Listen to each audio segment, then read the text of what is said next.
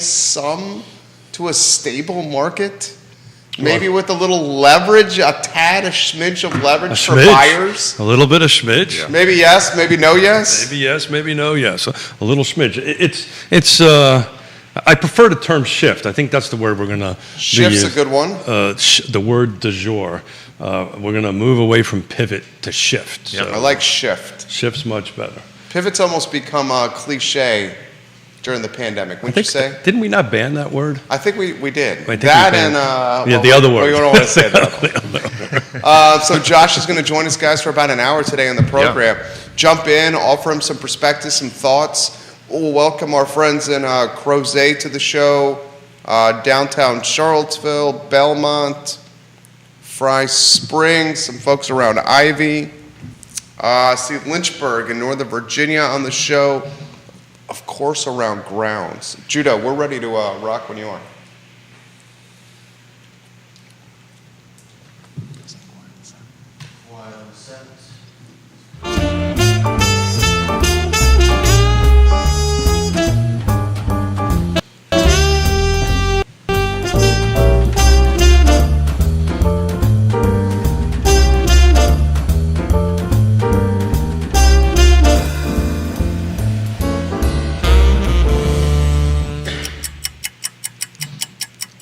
Guys, good Monday morning. I'm Jerry Miller, and welcome to Real Talk with Keith Smith here on the I Love Seville Network. Thank you kindly for joining us, guys. We are live in Charlottesville across Albemarle County, the Commonwealth, the country, the world today. We're presented by Yes Realty Partners, Keller Williams Alliance, and just a fantastic group of trusted advisors in real estate.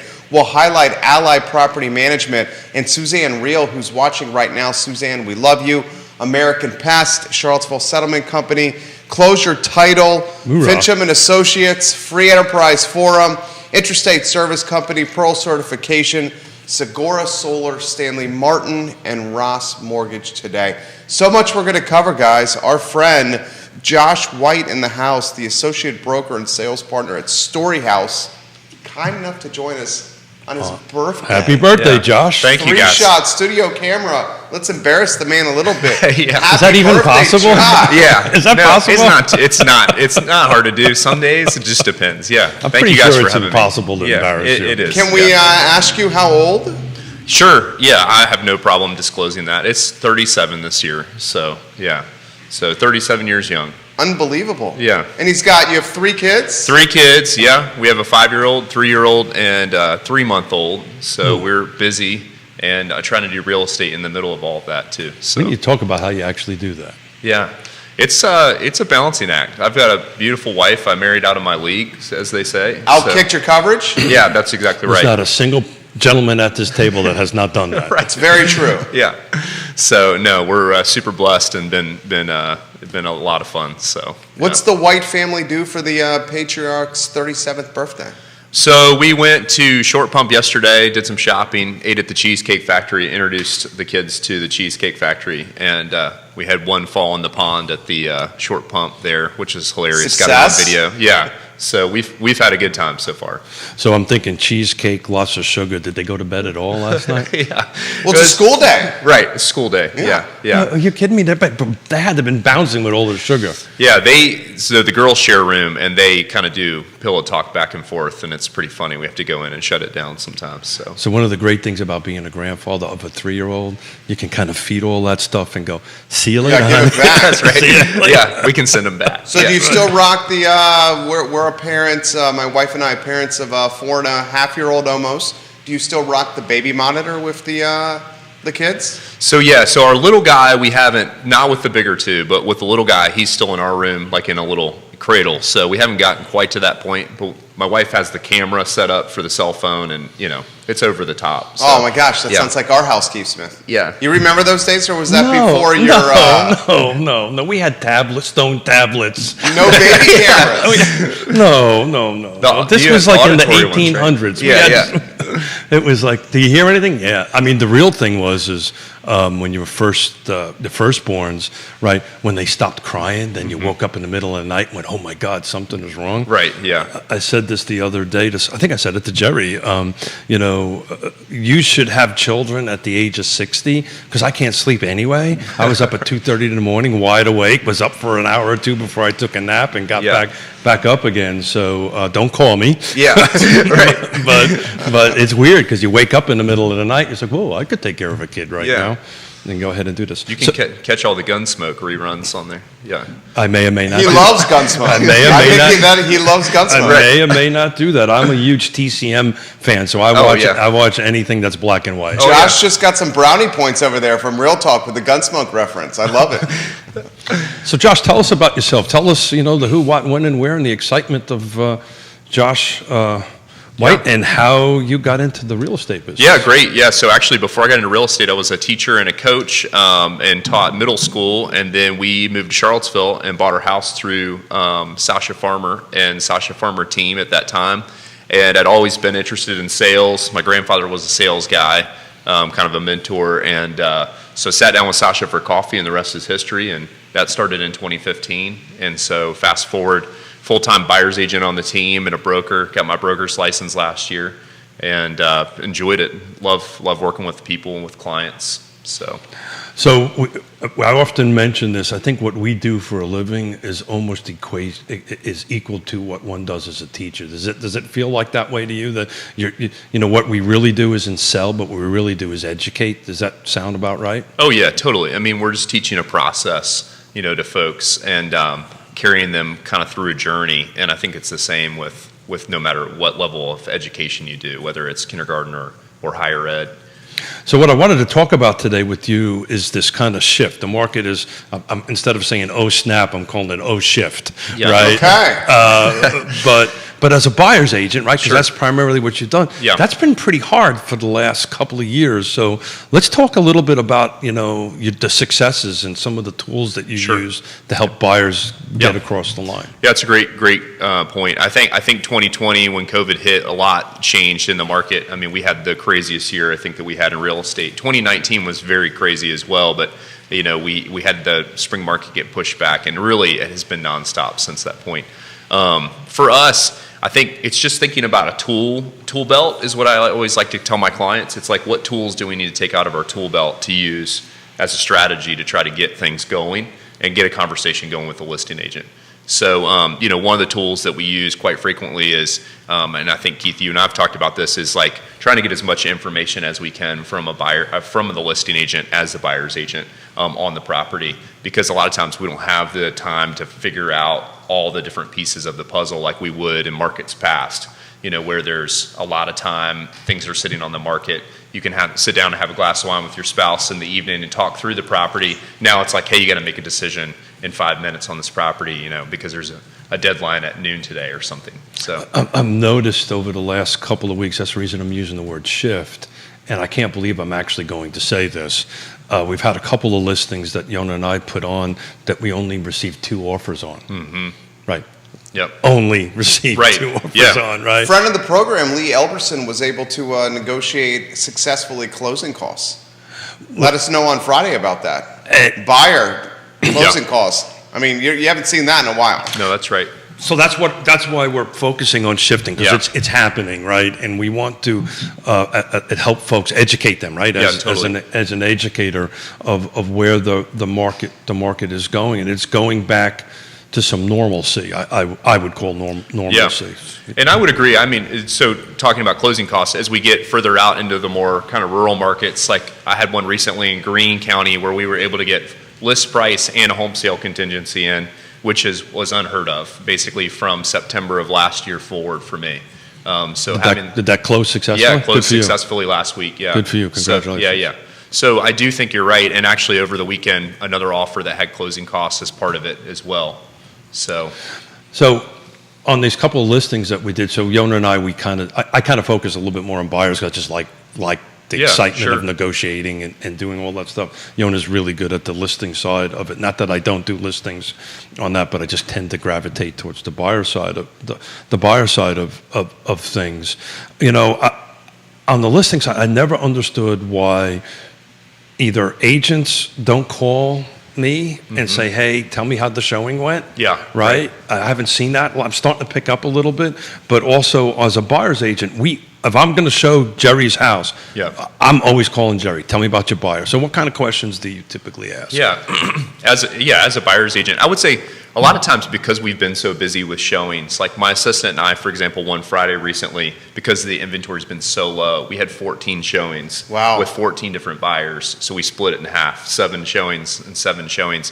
So it's like, at that point, I'm playing kind of catch up, trying to kind of go after the fact. But when we ask questions, I think one of the big things is, if we're not going to have a home inspection, what's the age of the roof? What's the age of the HVAC? So it's material questions about the property. Anything that you can get from those sorts of things, because we have been waiving those inspections or we've been doing them for informational purposes only. A lot of people want to know about the seller. Where are they going? What's the motivation of the seller? So if we can get any information on that, that's always helpful in the deal. Do they need a rent back? I know the rent back period. I know you guys have discussed that too. Oh my goodness, did Yeah. we ever, Keith? How about them Mets? Yeah. And so, is that necessary for the seller? Is it going to make our offer more competitive? I have to tell you, go back to that rent back, that's 60 days. And Seller possession. seller possession. I have to tell you, I don't know if it just might have been coincidental, but all of a sudden now I'm seeing a lot of 60 days in the Oh, listing same. agreements instead of 9 Yeah. months or 6 Yeah. months. I have no idea why, but it's just all of a sudden it Yeah. seemed to have changed. Right. Yeah. I have no idea why. We'll but give some props to Brittany watching the program, Orange County's finest. She says Josh is the man. Giving you some props Brittany's right now. awesome. Shh, Yeah. Brittany is awesome. She's killing it. Bill Hamrick giving him some props.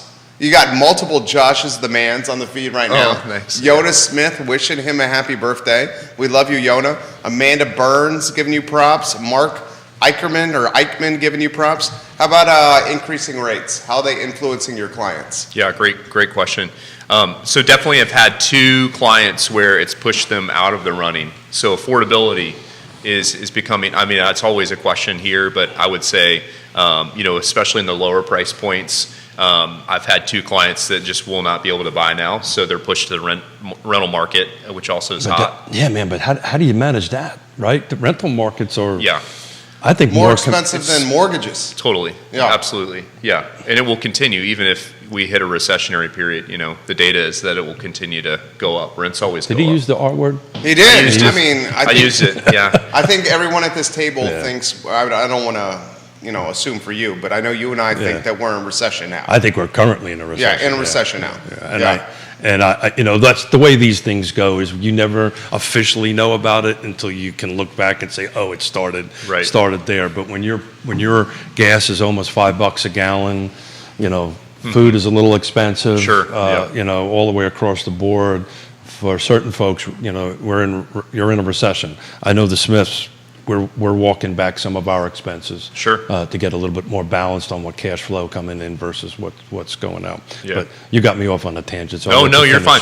fine. When I think the rates have also done the opposite. I was talking with another realtor friend of mine who does a lot of investors, and I think when things jump from 5.5 to now 6, or even the 4.5 to the 6, a lot of those guys were hitting the brakes. We saw a lot of them jump out of the market when COVID hit, anyways. As far as the buy side, on the sell side, obviously, a lot of people cashing in.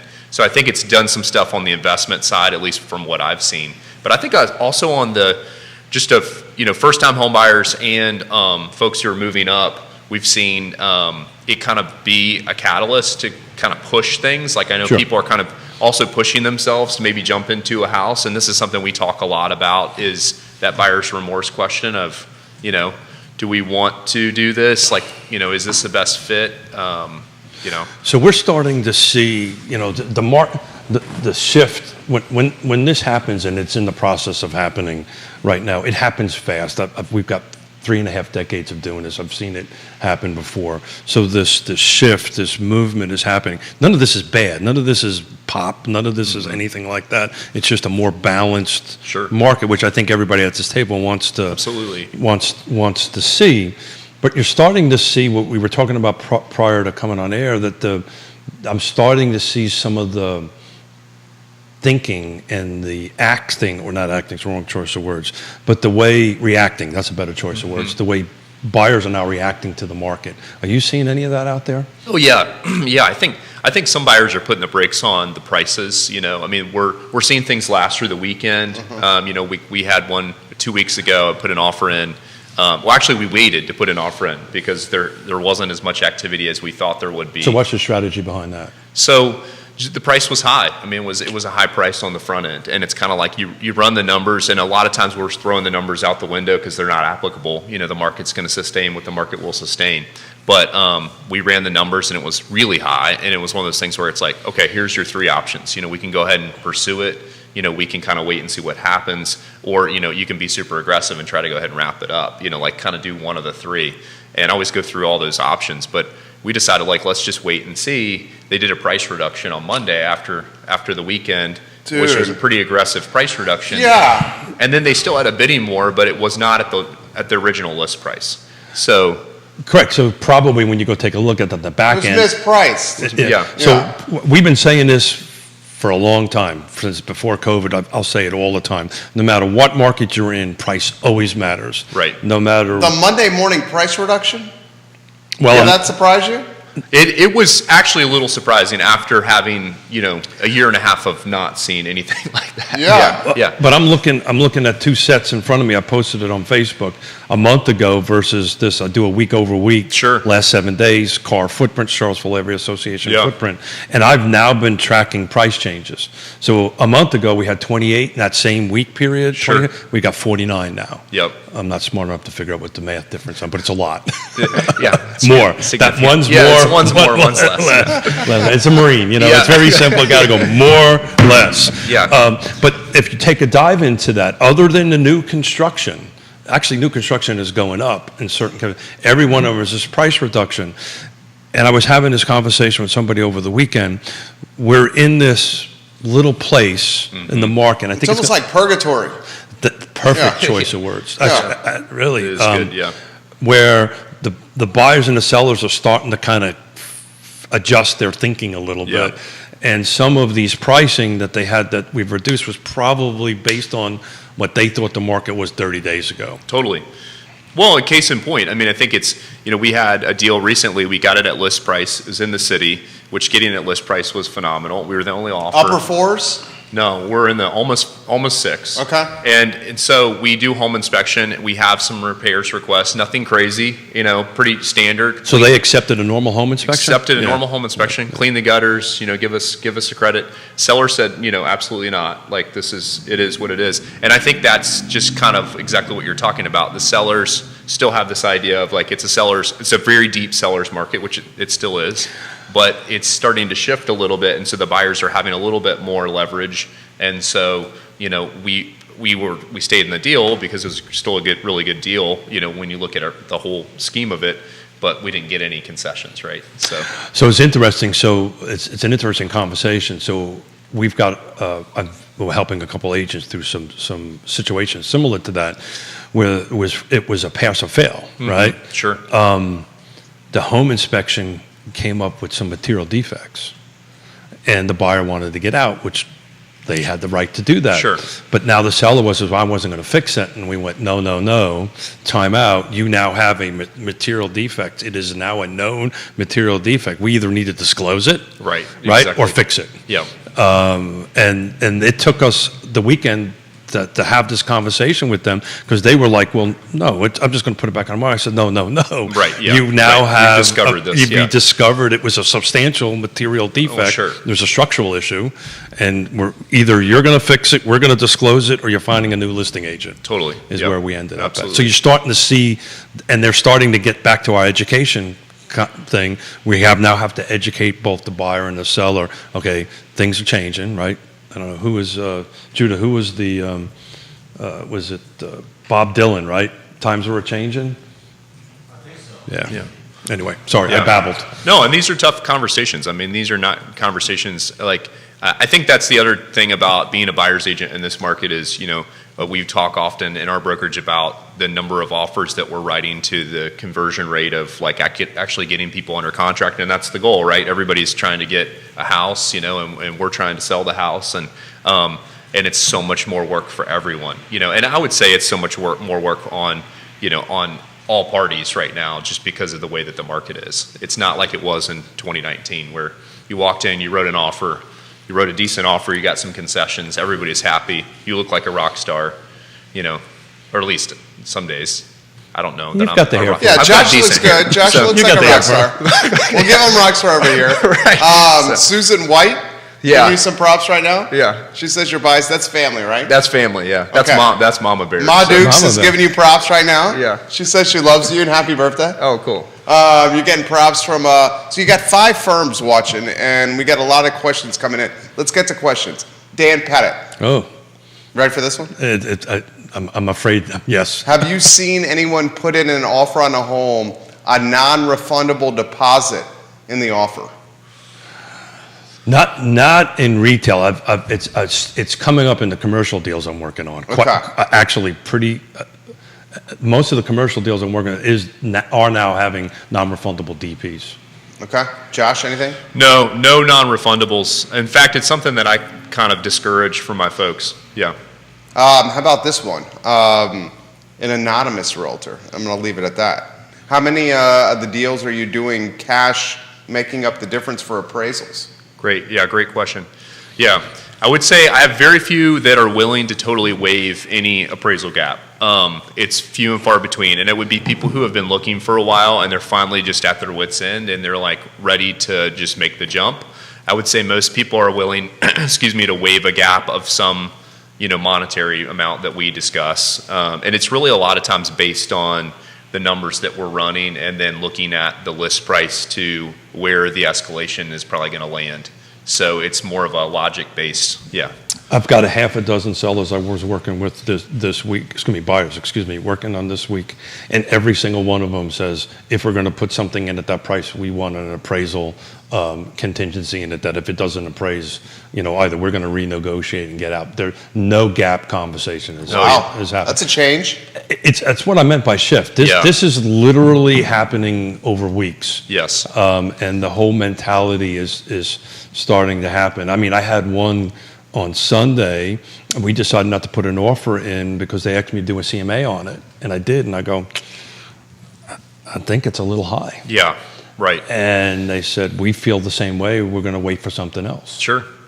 Yeah, and I think that's our role as a buyer's agent. I mean, it's to advocate for them both on the getting them into the deal, but also I think I always say I'm the worst sales guy because I talk so many people out of deals, and I think that's also what we're supposed to do. So we're not in the sales business, we're in the relationship That's business. right. Yeah, that's right. Do you see outer counties getting softer with gas prices going up? I think they've been softer, yeah, for probably the past month or so. Because like I was saying, the one that I got under contract in Green, that's been actually a month and a half ago where we had the home sale contingency in there. And I do think, although it really depends, like Lake Monticello is still super hot. Yeah. The inventory there is still super low for the number of houses that are in that marketplace. So I think that will continue to and it's really location driven at that point. Do you buy, I'll throw this to you and get out of your guys' way. Do you buy and Woody, we'll get to your comment. Hey, Woody. Fitch, I'm watching. Do Thank you you, buy Woody. the strategy that Waynesboro and the outer counties will be the first to get soft as gas prices go up, or you don't buy that? I don't know that it's so gas price dependent, honestly. I think like Keith's saying, like this shift is happening probably because of a multitude of reasons. I think, obviously inflation in general and gas is one of those things. I do. I think if you look at the data from the Great Recession and if you look at data from the 60s forward, you can see the little blips on the radar and the tax assessed values. And I think that you certainly will see the outer rim, Fluvanna, Louisa, Green, Waynesboro, you'll see them kind of tilt down a little bit first. So prior to COVID, real estate is 5 things. We talk about it all the time, right? Location, price, features, conditions, and the timing on it. Locations, let's say 2-3 months ago or weeks ago was it didn't matter where it was. Sure. Yeah. Location matters. Micro locations within locations matter even more right now. Yeah, exactly. Right. So as you said, Lake Monticello, right? You could say Fluvanna County be somewhere by the James River and maybe not have as much activity as Lake Monticello, even at the same price point. So you're starting to see us go back to, in that shift, back to more normalcy where location and micro location matters. Are you seeing the same thing? Yeah, and I think the best anecdote is just from the beginning of the year. I mean, I wrote an offer out in Crozet, and it's like, we always, as realtors, you look at comps based on neighborhood, right? And so that's the first kind of, or school, and so, but if you have a really tight comp set in a neighborhood, it's like, okay, this is probably going to be the best comp set for me to look at. And that's where I would assume the appraiser is going to look as well. And so it's one of those things where, there was one neighborhood we put an offer in, and it sold like it sold in a different neighborhood. It sold at a price that neighborhood wouldn't have supported. It was just the fact that it was in, that particular area, like it was in The Crozet. school district, to be specific. Yeah. Right, And so it was one of those things where, I mean, it kind of blew my mind a little bit because, we're seeing obviously prices in neighborhoods get blown out of the water. Like we're seeing high prices like we've never seen before. We're setting, higher than where it was before the last recession. So, but I think that to me was one of those things where you're right. It's not just about the micro location, though. Sometimes it can be about that macro location of the whole thing. I think sometimes one street to another can make a huge difference. Totally, yeah. Huge difference. So I think to Woody's question, I think you're starting to see the other side of the mountain is not slowing down. I can tell you on my commercial work that I do, I help folks with land acquisition, sometimes on that. The big money's out there trying to develop more inventory. Sure. Oh boy, I used it. You did. More homes. That's the word we're not supposed to use, by the way, Yeah. inventory, on that end of it. So, I don't see that slowing down. I just see micro locations doing really, really well and some of the other locations being a little slower. Sure. Yeah. A lot of comments coming in. Jason Kirby giving Josh White props. So glad to see Josh White on air. Such an outstanding agent. Jason Kirby, it's also Josh's birthday. So wish the man a 37th happy birthday. Thank you. Woody Fincham's got a comment for you guys, and then Neil Williamson. Let's get to Woody first.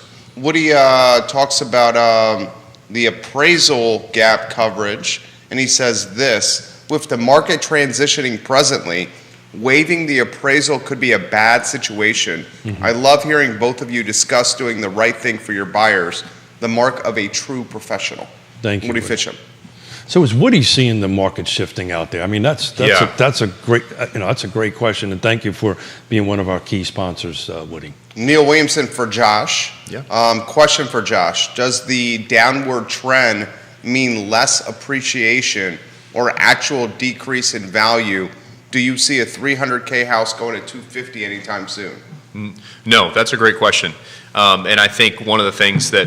I remember in January we listened to a thing from Barry Habib, who was big lender coach, and he was like, "Hey, we're going to see a slight, dip in appreciation this year. It's going to go back down to the normal appreciation, 5 to 6%, something like that." And we looked at quarter one versus quarter one 2021 to quarter one 2022, and there's still 30% appreciation or something in our marketplace. And I don't think we're going to see prices dip anytime soon, unfortunately. Soften, maybe, but dip? Yeah, balance. Balance, right? Yeah, okay. Normalcy, right? Sure. The double-digit appreciation year over year is great when you're selling and you're at the end of it. When you're buying, maybe not so much, but this normalcy of 3 to 6%. It's kind of what the region is, and back Which is great. Yeah. It's great. It is great. Compounds. Well, and they say, I forget what the article was that we read as a brokerage, but it was, the next 5 years we're looking at, that appreciation year over year for the next 5 years at least. So what'll happen is the volume of everything is just going to slow down. Right. The volume of listings, the volume of sales, we're going to go back to the volume or the days on market are going to go up, which is back to some sort of normalcy. I've been meaning to ask you this question because you've been in the market since 2015. Great bull market for you. You've been in the market for 7 years. It's been a bull market. Yeah, absolutely. Yeah. Yeah, it's been strong. Yeah. So what would you consider days on market that when we start transitioning from a seller's market to a buyer's market or a buyer's market to a seller's market? Is there like a magic? Over under, thank you. Yeah. Well, I mean, here's the thing. I mean, if we have 5 days on market right now and we're seeing a price reduction after the weekend. That's crazy. It is crazy. Yeah. Like it's just you're not giving the market enough time to actually respond to that listing, especially not if with kind of the ways that different agents market properties differently. And, so, I mean, 2 weeks has always been that thing. If something's sitting on the market right now in 2 weeks, then it really, at that point, the seller, in my opinion, is getting motivated because they're seeing like, oh man, and if they haven't taken a price reduction and everything around them feels like it's selling and the market's still really hot. They feel pressure. Look, I'm your buyer. The first question I'm going to ask you is, what's wrong with it? Yeah, scarlet exactly. letter. Yeah, totally. Like is it stigmatized? Is there something wrong with it? Home inspection wise, is the location right? Something's wrong with it. What's wrong with it? Josh, I like the way it looks on the pictures, but it's been on the market for 2 weeks. What's wrong with it? Well, is today's 5 days on market actually 19 days on market with the 2 week coming soon? Is that why the price reductions are happening? Because the 2 weeks coming soon is more prioritized than ever before, or utilized than ever before? So DOMs are only going to be once they go active. Sure, but we're all seeing the homes on social before they go active. Mm-hmm. And we've talked about that many times this show. And we've also talked about the 2 week being way too long a window on this show before as well. So this may be another effect, but I'm starting to see a lot less than 2 weeks. I'm starting to see like coming soons on Mondays, going active on Friday, right? That's more realistic. That seems to be the flow. Yeah. The flow. Are you seeing the same thing? Yeah, totally. I mean, yeah. And the thing is, I think that in the long run, it's like a target, right? It's a bullseye of the target. And if you're getting a ton of showings, this has always been our kind of strategy. If you're getting a ton of showings and you're not getting any offers, something's wrong. It's either the price, location, the condition. Those three things: price, location, condition. And if the bullseye, we gotta adjust the bullseye essentially at that point. And so I think it's less about days on market and more about, okay, like that particular house that reduced the list price. I know that they had 17 showings because the agent and I talked on the phone, and so it was one of those things where after 17 showings, if no one's made an offer, so something's wrong. Go back to communication. How important that is. That's totally a valuable piece of information. Yeah, absolutely. And then I can call my buyer and say, hey, look, they've had 17 showings. No one's pulled the trigger. Everyone feels the same way we do. Like that makes me feel really good as an agent. Like there's a lot of times where you're like, I don't know if I gave the right advice or not, but on this one I did. So it's like, So it's kind of like being a father, right? He's a father of three. This man's in the Hall of Fame. You'll find out when they're 36. You sit down and go, geez, did we make the right decisions? You making the right decisions. Well, trust me. Thanks. Trust me on. Do you guys buy this comment? This is from Kevin Yancey in Waynesboro. He says, with the forecast of 12 to 24 months to tamper down inflation, do you guys expect a true shift from sellers to buyers market in the next 2 years?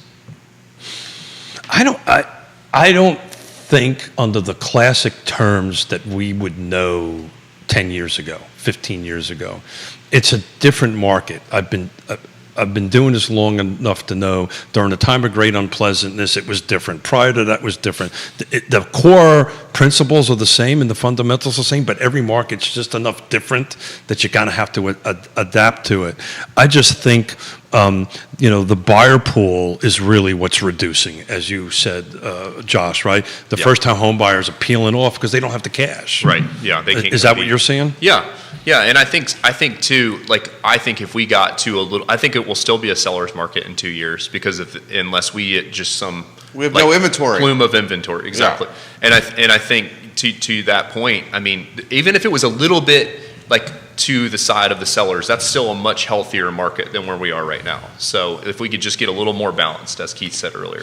So what I was trying to get my earlier question, if based on my history being in this marketplace, in this area, once we start knocking up on 60 days on market, that's when that shift starts happening. That's when this whole buyer-seller shift starts happening. We're nowhere near that. We're at 5 days, Yeah, 14 days, Yeah. right?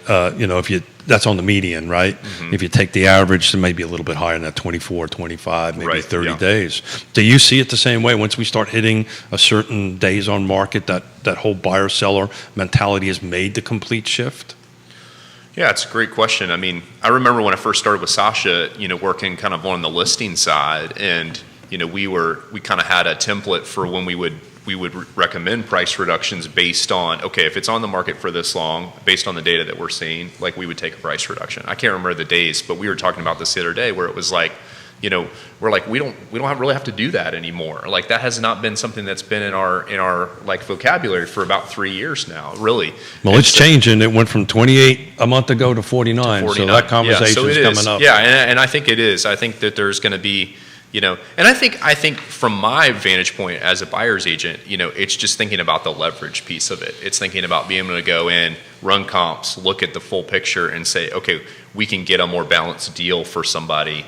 And whether that's in Greene or Fluvanna for now, maybe it will move into Albemarle and Charlottesville as things start to soften a little bit. Are you relying on the digital curbside showings to try to Digital curb appeal. Curb appeal, thank you. Yeah. To narrow down the number of, so if I'm looking at 15 houses as your buyer, are we having conversation before we actually go look at it? Let's try to narrow that 15 down to something 7 or 6 or something like that. Are you using those tools to do that? I wish we were. I mean, because we don't really need to because the inventory has been so Yeah. low. I mean, I had some folks in from Florida this past week, and I mean, basically in their price range, it was new construction and then kind of things that were kind of a smattering, and we boiled it down to 3 properties basically sitting at the conference table. So, I mean, as a buyer's agent, I will say we're showing far less. I mean, I'm showing far less properties than I showed 3 years ago to buyers overall.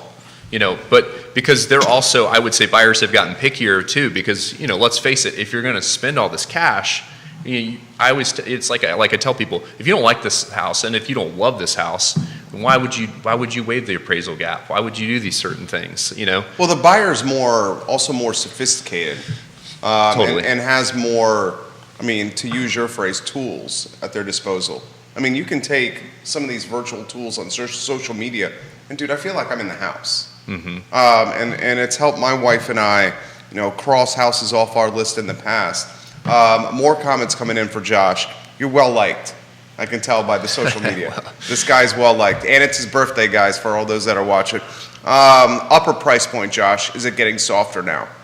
It's a great question. I mean, we have had more bidding wars in the million range. And it used to be the luxury market was around $700,000 in Charlottesville. We had an agent last month in that chair right there say $1 million is not the luxury market anymore. Yeah, I would not disagree with that at all. And so, at 1.1, 1.2, I saw a place this week where I was like, this should not be at a $2 million price point, but it makes sense based on what's selling. So I don't think it's softening yet. No, and it's just, each, much like the micro locations, the price points have their own little life to them, and the entry level buyer or the housing affordability buyer on the beginning of it unfortunately has a super limited ability. Sure. The persons or buyers at that level have a little bit more cash and they can be a little bit more flexible. What amazes me is in Weston Albemarle you can't touch anything with the new construction. I used to say with a 1 in front of it. Now it's 1.5, 1.2. It's just, the prices are going up, and we're working on a round table of custom builders and production builders on that end of it. Mm-hmm. But with your buyers, I know what we're seeing, but are you seeing a little bit more cash? I'm not talking about 100% cash buyers, Sure, yeah. But are you seeing more folks putting more DP down payments down? Are you seeing that starting to change a little bit? Oh yeah, and I think people have done that as part of the way to be competitive. We talk about the tools in the tool belt. Trying to do more down payment. If you can't pay full cash, but you can do 40% down or something, obviously, like that says to the seller, hey, significant. I'm super motivated. Yeah. It also helps offset this 5%, right? Totally. So if I have the ability to put some cash down, 2 months ago, why would I use my cash when it was 3%? That's free money, Yeah. right? Now it's 5, maybe working Totally. on Are your 6. clients buying points? Yeah, I have had some buy points, and again, just to try to get it a little bit more reasonable, which again, I mean, we weren't seeing that several years ago. That was kind of like, why would you do that? Are your clients using ARMs? I just wrote it down. ARMs, yeah. So I think, we still work with a significant number of folks that are coming in for resident, programs, et cetera. And I think for those folks, that's a great tool because especially if they're going to be leaving here. So those are the clients that a lot of times I see using the ARMs. But I think that 5 years? 5, 10, that kind of idea, or the 7, I guess. It's if they know they're only going to be here for 4 years or something. Yeah. 7 to 10s work. Yeah. I'm not so sure 3 and 5s. 5 would work for a resident. Yeah, but the question is what's the market in 5 years from now? So I do a 10. I would suggest a 10 one. Oh, if you sure. can Yeah. you If can you're going afford to, it. especially if you're going to hang on to it as, Well, and try to- it's yeah. The 10's not that much. I mean, what's the savings on the 10 versus the 30 fix? it's- What are we talking like? It's a quarter point, Yeah, I was gonna something say, That's like what I'm that. saying. Significant. But in my opinion, you want to do that because if the market starts changing 5 years and you need to sell it, and let's assume we've done this complete flip to Sure. where we are now. Now you got to sell something. Right. Where if I've got a 10 and 1, it becomes a situation I can hang on to it, I can lease it, I can Rent it do out, something. yeah.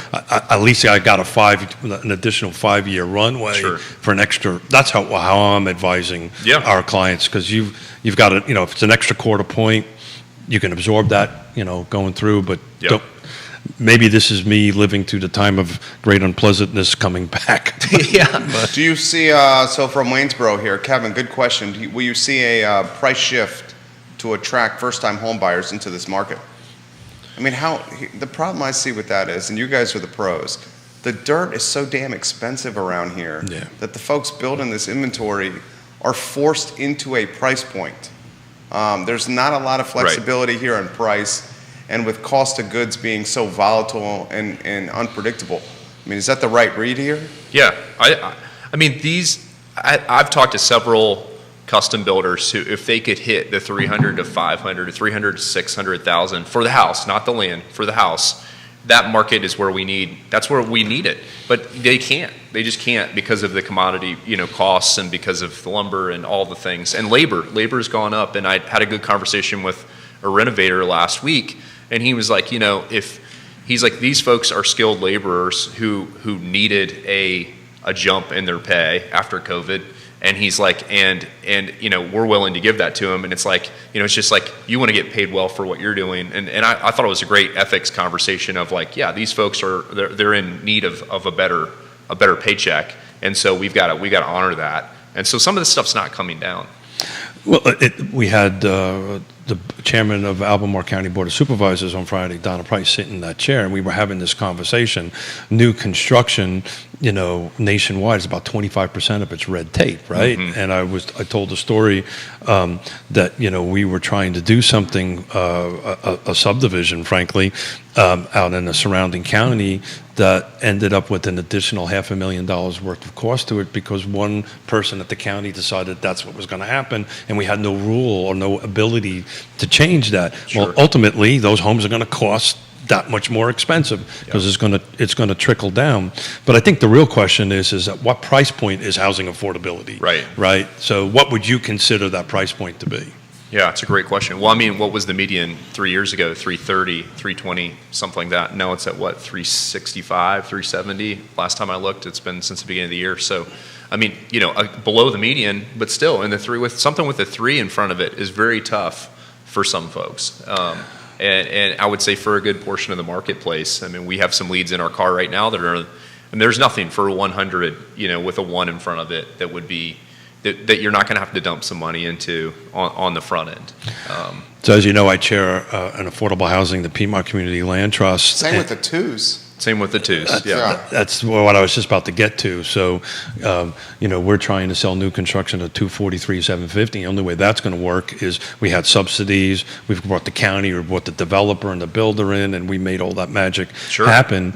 And that's a rarity, right? But to me, housing affordability should be somewhere in the 2 to 250 range, and you can't do that in new construction unless you do something like we're doing at the Land Trust. Yeah. I just don't see it. Which is an awesome program, by the way. Thank you. We have a deal going with them, and it's fantastic right now. Yeah, we'll Are talk, we'll talk about it after the show. Do you guys see, how do you see the city evolving with its demo of home ownership? I mean, clearly the writing is saying it's, going to be 10.2 square miles for super wealthy here. I mean, what was the median income that just came out? You put that on Facebook. Was it It's 111,000? It's 111,000. A house. It's 111,000 some dollars. Neil will correct me when I'm wrong, but that's, to be clear, that is the what they call the HUD income limits, right? So this is established by HUD to determine, for programs like the Piedmont Community Land Trust or Habitat or anything like that. And the interesting thing about that, it covers all the it's 5 jurisdictions. Louisa is not part of it. So Fluvanna County is 111, Greene is 111, Albemarle is 111 on that end of it. To a certain degree, from a housing affordability perspective, it actually helps us out a little bit because of the incomes increase a little bit. One of the struggles that we have is that you may meet the income limits, but not qualify for the loan. So this will help us with that. Good. UVA's influence in this, Josh. What do you want to see? It's a great question. I would definitely say, any small college town. Yeah, I think Madison, Wisconsin is a good example. Those kind of places where you see the university start buying. I went to James Madison undergrad, go Dukes, and Harrisonburg, same way. Obviously on a little smaller scale, but JMU's bought up a lot of Main Street over the years from the time that I graduated till now. It's changed a lot, and so I think. Obviously it makes land more expensive in the city and the inner ring of the county, and I think that just. Logically just pushes some more pressure on our residential market too.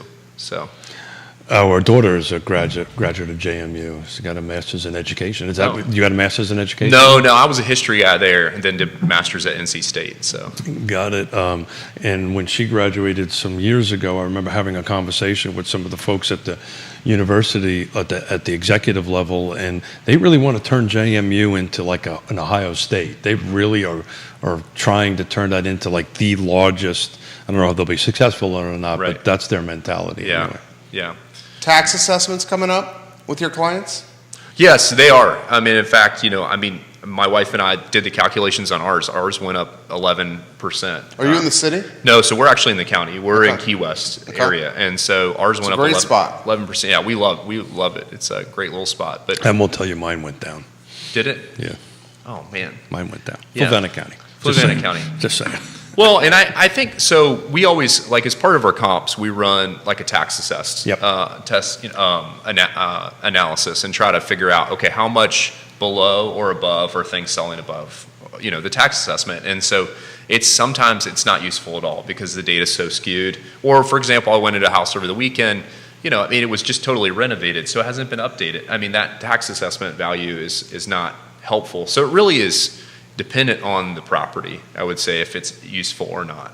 So how much? I think we're all agreeing that the market is starting a shift. It's probably anemic, but there's a shift going on.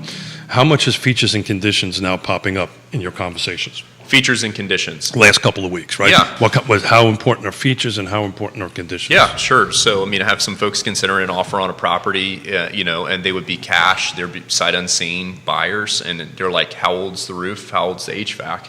Those are big questions because, I call it the triumvirate. So roof, HVAC, and then plumbing or electrical. Those are your 3 big things that you want to look at because those are the things that are cost you money right away. Sure. Features-wise, I think we're still having the same conversations that we had a lot, from COVID. People still want privacy. Yeah. They still want outdoor space. I think the bigger lots have actually sold better from people want a little bit of space. And then more segmented houses. I mean, more compartmentalized space. I mean, people still like an open concept on their first level, but I'm talking about it. I think it's a hallmark of real estate. I mean, as a buyer's agent, you just are going to talk about features, regardless. Yeah, but a month ago or 2 months ago, features maybe. Oh, yeah. But conditions, people just didn't care. Oh, totally. Yeah. So I is think that you're right. starting to change? Yeah, that's definitely starting to change. And I think when people start to say, well, maybe we have a little more leverage, maybe we would be able to consider these things a little bit more. Like there's a giant tree in the backyard that needs to be pruned, which that wasn't even on the radar. Yeah. So that's a good sign. So we're having a conversation. Half of the folks I'm showing homes to right now are all looking for multi-generational. Are you seeing any of that? Yeah, absolutely. Yeah, we've seen definitely more multi-generational family properties. Well, in fact, I just sold one that has like a little basement apartment in it, and they're going to use it for the teenager, with the family. So, yeah. A lot of stuff coming in here. How about the next Crozet? Which area is going to pop here? Next Crozet waiting to happen. It's a great question. That's a great question. Keith, what are your thoughts on No. that? I'm trying to pass the buck on that one. Yeah, I believe there's about a couple of 100 hours of tape of me calling. Yeah, Zion's Crossroads. Zion's Crossroads? Yeah, Zion's Crossroads. Is that what you guys think? Yeah, I think that's a good point. I think Southern Albemarle has a lot of untapped potential in the next 10 years. So you're saying Scottsville, North Garden, that whole down 29 corridor. I mean, and I know you're tight with him. Bailiff just bought all of Hertz stuff. Yeah. All his property. So I would expect that you would see Scottsville prioritized even more. Frank and Charlie and Southern do it right over there. Oh yeah, they're great guys. Yeah, so you'll see that going out that way. The struggle out there. You saw that, right? Yep. Yeah. So the struggle out there though is the water and sewer. No, yeah, Scottsville town proper, not so much. Right. But the connector, the 29 area between what you said, North Garden, right? There's a lack of water and sewer, so that there's be a little bit of struggle as far as density goes. Yeah. On that end of it, but as far as transportation goes, hop on 29. I was going to say, you've got some good veins going down there. And also, if you look at the map of Charlottesville and how it's developed, obviously it makes sense that things kind of fan north. But, I mean, that's really the untapped portions of the county. So transportation seems to work a little bit. Depending on which side of the line you are, if you're in Nelson County side of it, schools are losing kids, so there's room in schools, right? And internet is not an issue. The issue will be your water and sewer. Yeah. Other than say some small subdivisions or what Frank and Southern Development is doing in Scottsville, where there's an existing infrastructure from that perspective. That'll be the big hang up at that point. Totally. When I think broadband access was a huge detriment to that area for so long, and I think obviously that's changing, leaps and bounds right now. So. Hats off to Nelson County, do it all the time. They got in front of this 12 years ago, beat everybody to the punch, and they're doing it. The reason I think Zion's Crossroads will be, it checks all the boxes we just talked about. Mm-hmm. It has water, it will have water. It has the road infrastructure. Schools, maybe not. That might need a little help on that end of it. It has the health care, right, in Zion's Crossroads. It has UVA and Martha Jefferson. I may or may not go there regularly. But, so that's why I think it's going to happen. Cool. How about take on Buckingham? I've got a lot under contract in Buckingham right now. Done a few things down there. I think, again, it goes back to infrastructure and also like what's drawing people to these specific areas as well. I think it's like the conversation about Lake Monticello that I have with a lot of buyers is you're still within striking distance of shopping and healthcare and those sorts of things. You're 20, 25 minutes to town. And again, you can get designs, you can get to Short Pump pretty well. As you go further south, and you get a little bit more isolated from things. And so this was something I talked with this buyer about this land. For her, it makes sense. She's getting the privacy that she wants. She's still within striking distance of Charlottesville, as close as she wants to be. And so, So I make it from my house to the studio in 20 minutes. Awesome. And from Lake Monticello to here. With the Suttons and with Frank Bailiff in Scottsville, that's going to blow up. The Suttons have a lot of skin in the game down there, and now Frank has a lot of skin in the game down there. Well, go back to our micro locations, right? So that micro location is going to do well because it checks all the boxes, right? It has all the requirements to do that. I don't know where affordability will be. I don't know where pricing is going to be. My suspicion is it'll be closer to the numbers that we want it to be because of land acquisition and development costs on that end of it. But the connector between, I don't think will do so well. I think you'll see like one-offs and stuff like that, but you're not going to see what Frank and the Suttons are doing out in Scottsville. I just don't see it. Keaton Ray giving Josh props, says you're the best. You got a lot of homies, Josh, out here in social media world giving you props. Joy Williams Long, Zoya Claus, Chelsea Sibold, Ali, I'm going to butcher your last name, Ali, Copa Greco, giving you some props. It's the man's birthday, so when you see him around town, make sure you tell him happy birthday and embarrass him a little bit. You're crushing Real Talk right now. You're absolutely crushing Real Talk. I almost wore the same shirt today. Back 6 months of the year, Josh. There you go. What's the crystal ball say for the rest of the year for you and the business? Yeah, it's a great question. As Keith has brought up, and I think this is a great series to go through, I think, we are going to continue to see this shift happen. I think it's still going to be a seller's market. I think it's still a great time for people to sell their homes. I think it's still going to be hard for buyers to find homes.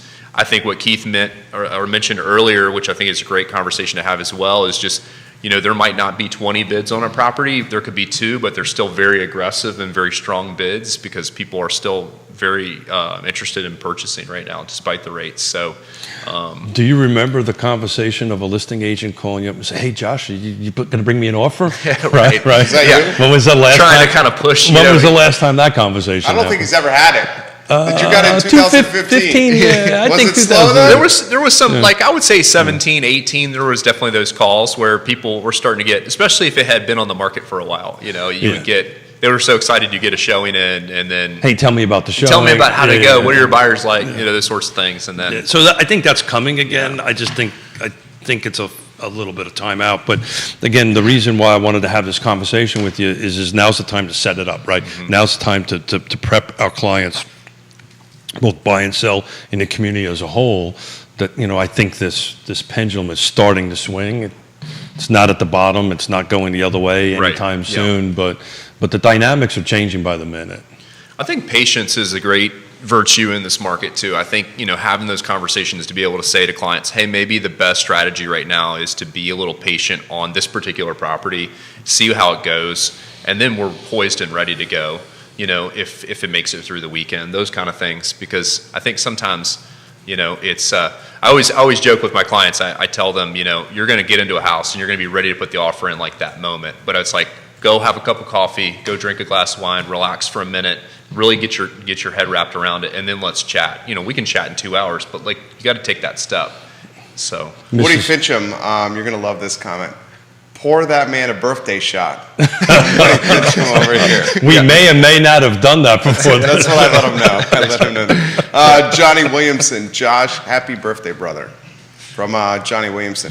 Chelsea Sibold, happy birthday, Josh. We are so proud of you. It's the man's 37th birthday. Let's give him some happy birthday wishes. This is a good question from Grayson. And Grayson routinely comments on the show, he and his family looking to purchase, but the price point for the city of Charlottesville is so high. Sure. They're in the first-time home buyer market, and they're going to renew their lease. So he wants your take on the rental market for the next year to 2 years. Yeah, great question. Rental market will continue to stay high. I mean, I know I've had several conversations with folks who are clients who are landlords as well, and they're asking, should they raise rent? Are they able to raise rent? And it's like, absolutely. Unfortunately, the answer is yes. Like they can right now because the market is going to sustain that. So that's unfortunate news for somebody who's renting. I've had some friends from church and otherwise that have talked about raising rent even like $100, $200 a month, which is significant, in a household income. I think the other flip side of the coin, and Jerry, you kind of alluded to this, is rent is 100% interest rate. Yeah. So explain that. Somebody asked me over the weekend to explain that. See if you do a better job. I want to know how you. Yeah. I mean, so I mean, I'm a logic guy, I'm not a math guy. I'm a history, my sister got all the math and science genes That's in her 10, family. right? Yeah, Okay, that's I'm right. good. Yeah, I'm exactly. good. That's I'm exactly good. right. I I'm use good. my toes, but I won't take my shoes off in here. But this idea is like, basically, if you're paying somebody else's mortgage, I mean, that's the big thing. It's like you could be paying your own mortgage for cheaper than you're paying someone else's mortgage. We'll just keep it really simple. And so, and that's kind of the approach. But in these folks' situation, if there's not something in your price point that you're pre-qualified for, then what are you going to do? What's the next step? So the conversation I had was with my daughter and my son-in-law. So my son-in-law's an anesthesiologist out in Seattle, pretty smart guy. Very smart guy. My daughter's super smart, and she literally asked me the same question. What I'm about to ask you: is there a bubble? Is it going to pop? Right? This is the question we get asked the most all the time. And then the follow-up question is, "Daddy, did we miss the market?" And I went, absolutely not. So how would you answer that question? Yeah, no, I don't. And we talk a lot about this. And I mean, I have a great mentor in Sasha. I mean, I can't sing her praises enough. I mean, I wouldn't be in this spot if it weren't for her. So, I mean, and we talk a lot about this, and we talk a lot about buyer advocacy and training and giving people good data. And I think the data just doesn't point to something just all of a sudden falling out from underneath of us, in this market. If anything, again, we're looking at appreciation for the next several years. And it's still a smart idea to invest in real estate, even though the rates are higher than they were. So, yeah, the answer is no. I mean, and I think there's enough good articles you can read about it. So great.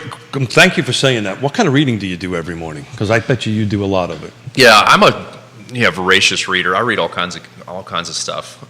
So I think the biggest thing is I follow like The Economist, Wall Street Journal. I do a lot of reading online through social media, but also just I think being willing to have conversations with people who are in the middle of these things. Like for example, we met with a renovator last week. We're looking at doing an addition on our house, which is a story for a different day. And What was the timeline on that? Oh, next year at some point, maybe if we're lucky. So here's my advice on that: whatever you think it's going to cost, double it. Yeah, and that's what we're finding out.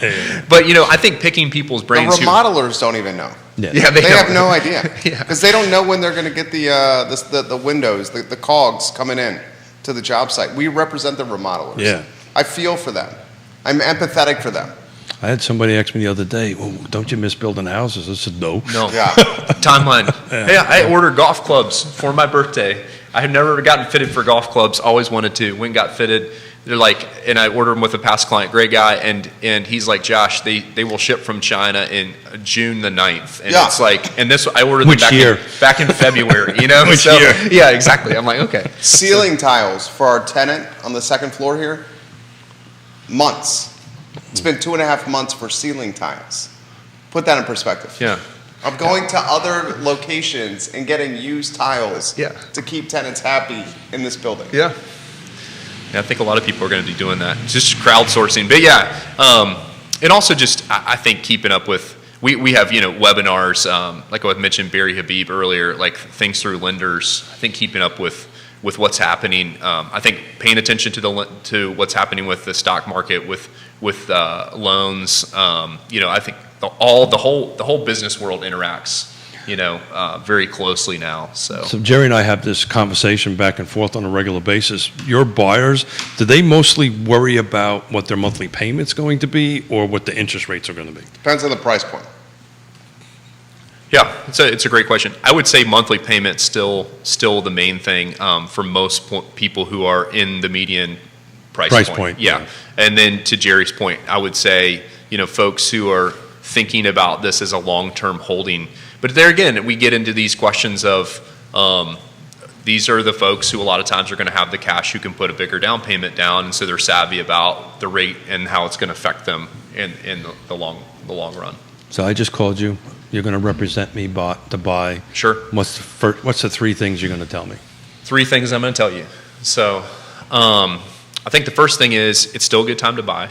Regardless of the rate, if you can afford it, and again, get you connected with a good lender who's going to guide you through the process.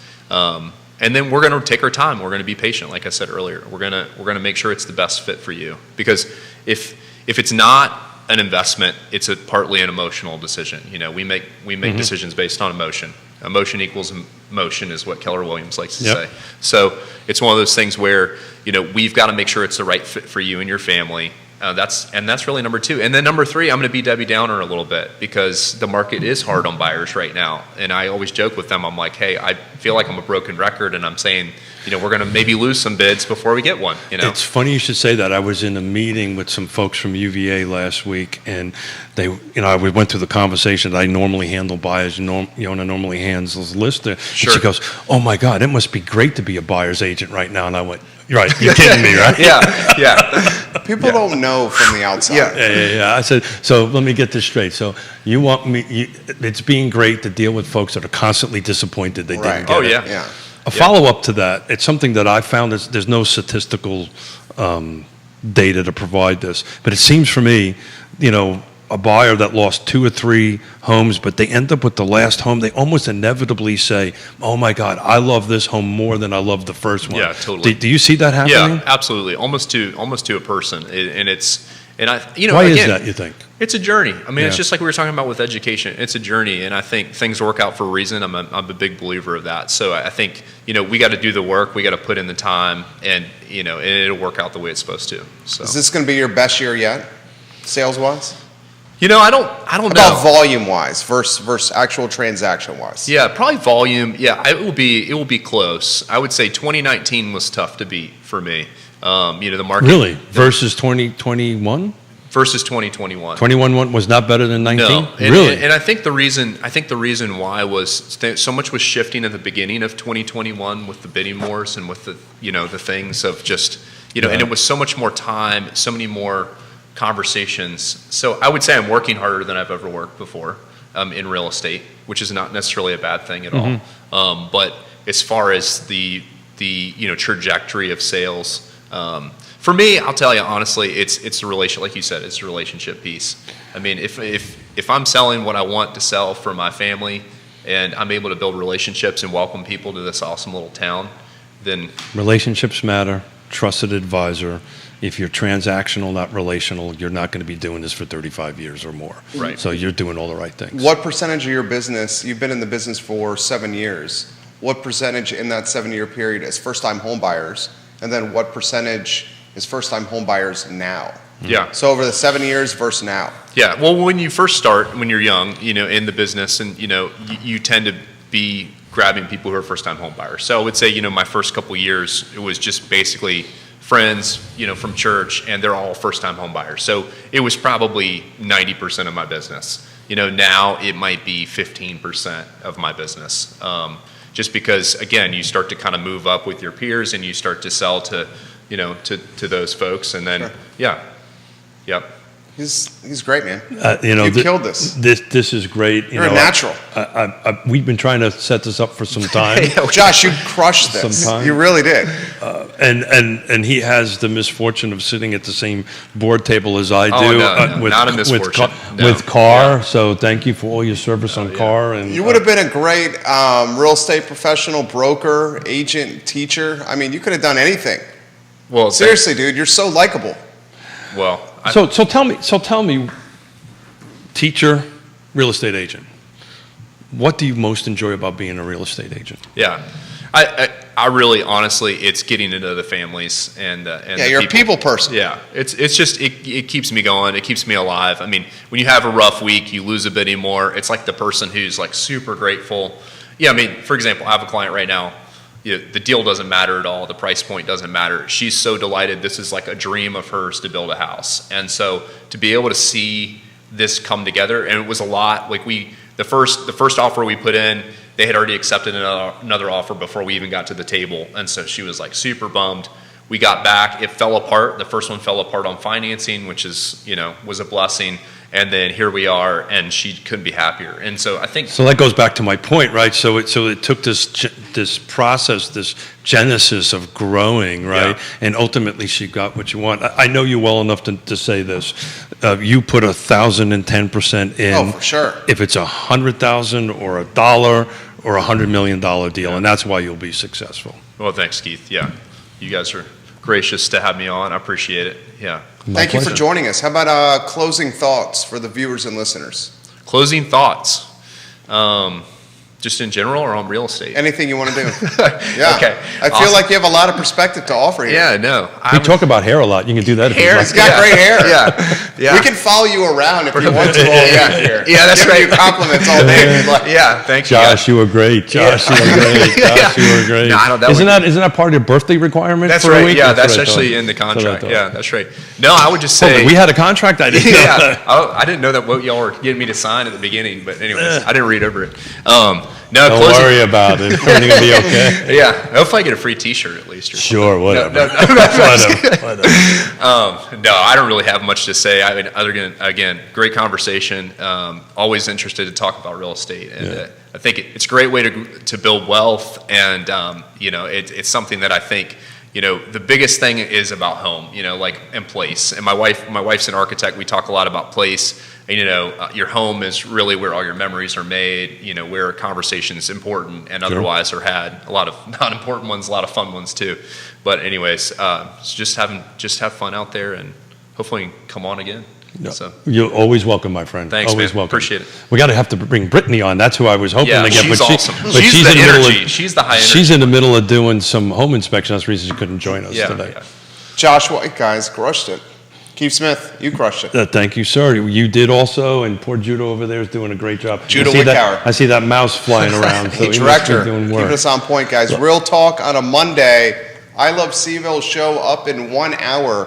This show presented by Oh, God, a whole litany of folks. Closure Title and Ally Property Management is the key sponsor for today. And please take a look at the bottom of the email and on the screens over here. and go to realtalkwithkeithsmith.com. .com. guys. There you go. That's what I was going He'll keep me straight. Real What did he Talk say? with Keith It's only been Smith.com. three, You do a great job. 3 months, and he's got. I'm constantly learning from him. Constantly Great learning. job. So join us, guys, in 1 hour, and thank you so much for joining us today. Have a good morning. Take care. Josh, you go with me. Seriously. No. Tell us when the mic's on.